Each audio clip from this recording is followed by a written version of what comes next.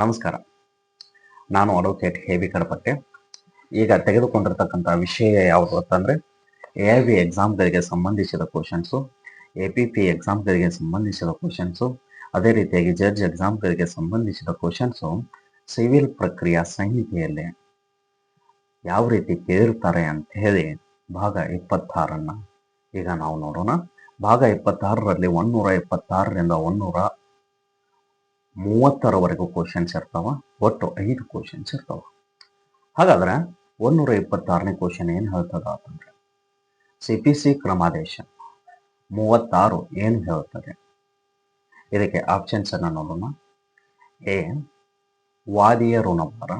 B, ಪ್ರತಿವಾದಿಯ ಋಣಭಾರ. C, ವಿಶೇಷ ಮೊಕದ್ದಮೆ. ಡಿ, ಎಲ್ಲವೂ. ಇದಕ್ಕೆ ಸರಿಯಾದ ಉತ್ತರ ಸಿ, ವಿಶೇಷ ಮೊಕದ್ದಮೆ. ಅಂದರೆ CPC ಕ್ರಮಾದೇಶ 36 ವಿಶೇಷ ಮೊಕದ್ದಮೆ ಬಗ್ಗೆ ಹೇಳುತ್ತದೆ.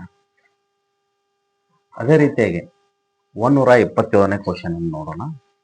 CPCಯಲ್ಲಿರುವ ಸಂಕ್ಷಿಪ್ತ ಸಮರಿ ಪ್ರಕ್ರಿಯೆ ಉಪಬಂಧ ಯಾವುದು? ಇದಕ್ಕೆ ಆಪ್ಷನ್ಸ್ ಅನ್ನು ನೋಡೋಣ. ಎ, 38. ಬಿ, 37. ಸಿ, 36. ಡಿ, 35. ಇದಕ್ಕೆ ಸರಿಯಾದ ಉತ್ತರ ಕ್ರಮಾದೇಶ 37 ಅಂದರೆ ಆಪ್ಷನ್ ಬಿ ಸರಿಯಾಗಿದೆ. ಅಂದರೆ CPCಯಲ್ಲಿರುವ ಸಂಕ್ಷಿಪ್ತ ಪ್ರಕ್ರಿಯೆ ಉಪಬಂಧ ಕ್ರಮಾದೇಶ 37 ಅಂತ ಹೇಳಿ ನಾವು ನೋಡ್ತೀವಿ. ಅದೇ ರೀತಿಯಾಗಿ 128ನೇ ಕ್ವಶನ್ ಅನ್ನು ನೋಡೋಣ. CPC ಕ್ರಮಾದೇಶ 37A ಮಧ್ಯಂತರ ಅರ್ಜಿಗಳ ಬಗ್ಗೆ ಹೇಳುತ್ತದೆ. ಇದಕ್ಕೆ ಆಪ್ಷನ್ಸ್ ಅನ್ನು ನೋಡೋಣ. ಎ, ಸರಿ. ಬಿ, ತಪ್ಪು. ಸಿ, ಹೇಳಬಹುದು. ಡಿ, ಮೇಲ್ನವುಗಳಲ್ಲಿ ಒಂದು. ಇದಕ್ಕೆ ಸರಿಯಾದ ಉತ್ತರ ಎ, ಸರಿ. ಅಂದರೆ CPC ಕ್ರಮಾದೇಶ 37A ಮಧ್ಯಂತರ ಅರ್ಜಿ ಬಗ್ಗೆ ಹೇಳುತ್ತದೆ ಅಂತ ಹೇಳಿ ನಾವು ನೋಡ್ಬೋದು.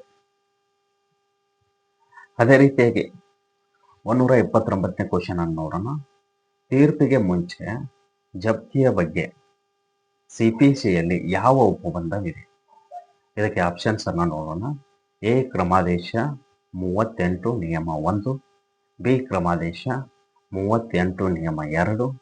ಸಿ, ಕ್ರಮಾದೇಶ 38 ನಿಯಮ 5. ಡಿ, ಯಾವುದೂ ಅಲ್ಲ. ಇದಕ್ಕೆ ಸರಿಯಾದ ಉತ್ತರ 38 ನಿಯಮ 5 ಅಂದರೆ ಸಿ ಸರಿಯಾಗಿದೆ. ಅಂದ್ರೆ ತೀರ್ಪಿಗೆ ಮುಂಚೆ ಜಪ್ತಿಯ ಬಗ್ಗೆ CPCಯಲ್ಲಿ ಕ್ರಮಾದೇಶ 38 ನಿಯಮ 5 ಉಪಬಂಧವಿದೆ ಅಂತ ಹೇಳಿ ನಾವು ನೋಡ್ಬೋದು. ಅದೇ ರೀತಿಯಾಗಿ 130ನೇ ಕ್ವಶನ್ ಅನ್ನು ನೋಡೋಣ.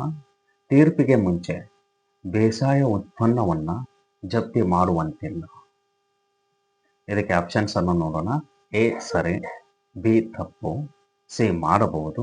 ಡಿ, ಮಾಡಲು ಬರುವುದಿಲ್ಲ. ಇದಕ್ಕೆ ಸರಿಯಾದ ಉತ್ತರ ಸರಿ. ತೀರ್ಪಿಗೆ ಮುಂಚೆ ಬೇಸಾಯದ ಉತ್ಪನ್ನಗಳನ್ನು ಜಪ್ತಿ ಮಾಡುವಂತಿಲ್ಲ ಅಂತೇಳಿ ನೋಡ್ಬೋದು. ಇದೇ ರೀತಿಯಾಗಿ ನಾನು ಕಾನೂನಿಗೆ ಸಂಬಂಧಿಸಿದ ವಿಡಿಯೋಗಳನ್ನು ಮಾಡ್ತಾ ಇರ್ತೀನಿ. ಆದ ಕಾರಣ ಎಲ್ಲರೂ ಸಬ್ಸ್ಕ್ರೈಬ್ ಮಾಡಿ ಹಾಗೂ ಯಾರಿಗೆ ಅವಶ್ಯಕತೆ ಇದೆಯೋ ಅವರಿಗೆ ಶೇರ್ ಮಾಡಿ. ಧನ್ಯವಾದಗಳು.